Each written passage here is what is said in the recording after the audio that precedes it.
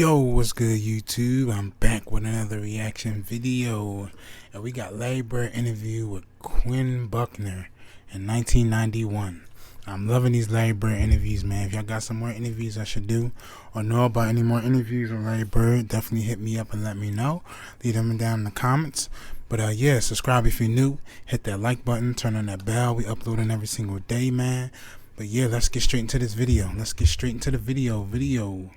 Got this interview with Larry Bird. Let's get it. On his 13th season with the Celtics, and lately those seasons have been difficult owing to both back and heel injuries. He's missed the Celtics' last 8 games, and he won't be in uniform for their game later today against the Spurs. Now, yesterday, Bird sat down with our Quinn Buckner for a wide-ranging interview. And here's the first part of that conversation with Larry Bird. Bird, a three-pointer. It's gone. Three-point field goal for Larry Bird. 106, 104. He puts him ahead by 2 with 12 seconds to go.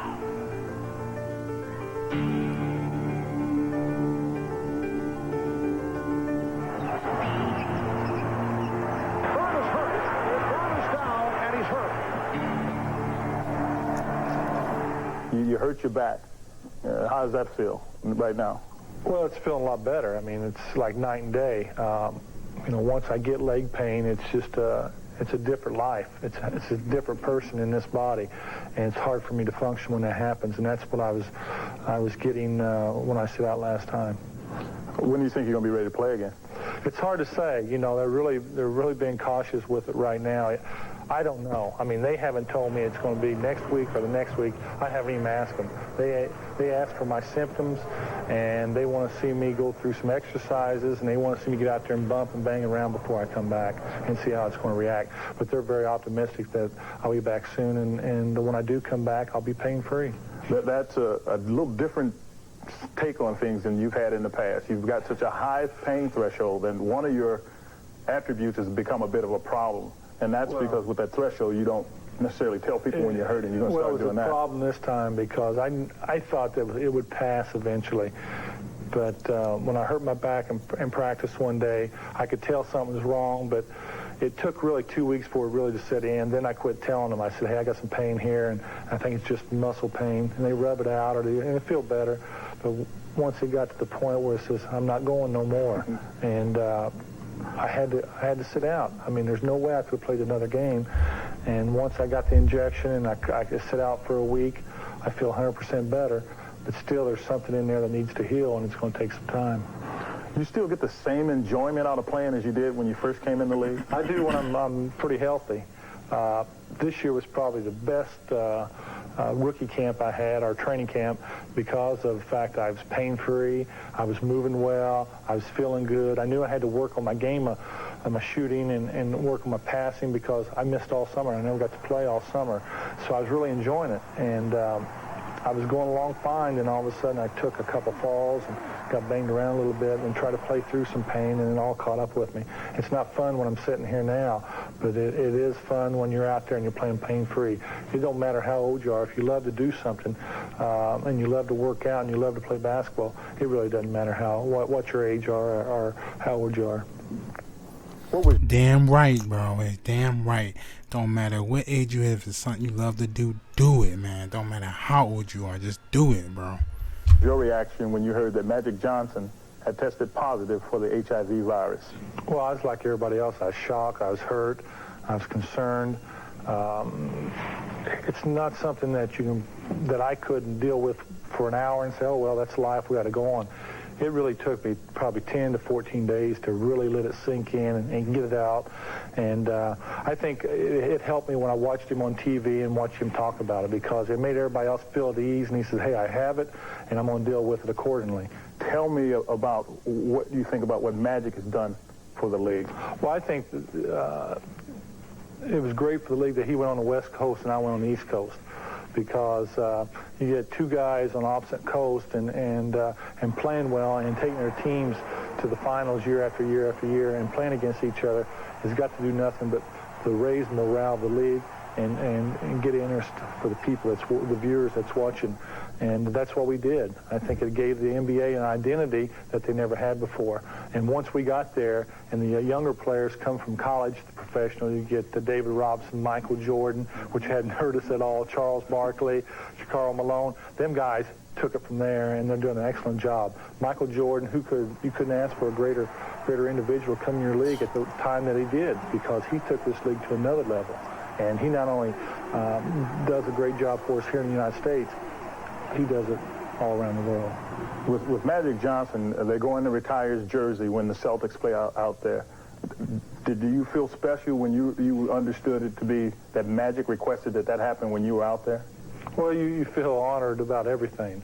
Really, me and Magic came in this league, and we competed in college, and we competed throughout the league. But there's a sort of a type of friendship there. If we live next door to each other, or if we live down the block from each other, if I grew up in Lansing, I believe that we would have been best friends. We've been inseparable because we have the same values. We love basketball. He don't love it no more than I do. And, I really believe that when we accomplish something, we're always thinking about the other guy. And when he retires, that'll be a sad day, but it'll be a very proud day for me because I know my time's coming too. How much longer do you think you're going to play? Well, Quinn, me and you are probably the only ones that really talked about in depth. But it's really hard for me to say right now. But I'm going to sit down this year, and after summer's over in September, and find out where I stand. If I knew this was going to happen, I don't think there's no way I would have came back this year, because I just can't keep doing this. But if this heals up and my doctors tell me that it's going to be all right, and I make it through this year fine and go to the Olympics and make it through that and feel good, I'll keep playing. But if I have another episode, it's time to sit down and really question whether it's worth playing or not. I'm going to miss it, and I love to play, and I want to play for 2 more years. But whether I'm able to do that or not, I don't know. Quinn, you've personally had quite a basketball education from an interesting variety of perspectives. Undefeated team for night, Olympic gold medal participant, against Johnson and Jordan in the NBA, and a teammate of Bird's when he was at his peak in the mid-'80s in Boston. So your appreciation for him is from your own perspective. Tell us about it. I'll tell you, Bob, it was so much fun to play with this guy. First of all, you get yourself involved in a game, and you would get caught looking at him as he performed, and it was strictly a performance. So from that perspective, I really enjoyed playing with him, and this guy had so much feel for the game that he passed it on to his teammates, and I do feel privileged to have played with him. So that thing which we sometimes think of as a cliche, that the great player is not just a tremendous performer himself, but that he makes those around him better, applies here. I think it's the epitome of that statement when you talk about Larry Bird. He absolutely makes everybody around him much better. What do you think he does when he quits, whenever that comes? Well, he has some business associates back in Indiana that he's going to get back and work with those people. He's done very well for himself, and money is not a driving force. Yeah, damn. I sometimes be feeling for him, man. I just be feeling like, damn, bro. It's only Larry Bird just didn't hurt his back, bro, or get injured like he did, bro. He'd be, he was already killing. He'd be killing even more, man.